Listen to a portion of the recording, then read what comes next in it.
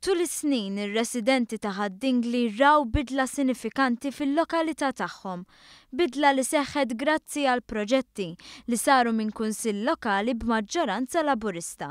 Kunsill li b'enerġija rnexxielu jitratta sfidi lokali u sfidi nazzjonali bħal qasam turistiku. Fil-qasam turistiku tispikka l-Heritage Trail li saret attrazzjoni mfittxija mit-turisti. Sar xogħol ta' pavimentar fi ġnien Villa B'Saigon u ħall Tartarni li huwa post ideali għal bosta li jfittxu rilassament. Fl-istess inħawi hemm il-Kappella Marija Magdalena li riċentament kienet restawrata wara li ntlaqtet minn sajjetta. Dan bl-għajnuna tal-Gvern ċentrali. Min ħidma f'żona rurali ngħaddu għal qalba ta' din il-lokalità. Hawn il-Kunsill Rali jkunu restawrati n-numru ta' niċċeċ bħal niċċa ta' Santa Marija li tinsab fil-pjazza.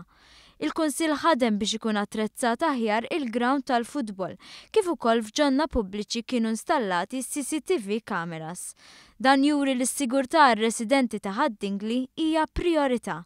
Il-President tal-Partit Laburista Daniel Mikallef osserva mill-qrib dawn il-proġetti. Ikkummenta dwarhom meta żar il-post flimkien mal-kandidati tal-Partit Laburista għal din il-lokalità. L-lum differenza minn lokalitajiet oħra jena Dingli ngħix Haddingli konċieda matul is-snin ta' x'differenza wetqet maġġoranza Laburista fil-kunsilli lokali li kulħadd jista' jixhed li Haddingli trasformat ruħha nistgħu ngħidu flejra ta' diversi lokalitajiet, diversi proġetti kemm għar-residenti Dinglin kif ukoll numru kbir ta' turisti li jżuru din il-lokalità. F'Haddingli kunsill lokali b'maġġoranza Laburista ħadem ukoll biex jibbenefika minn fondi Ewropej biex itejjeb il-ħajja għall 4,000 resident.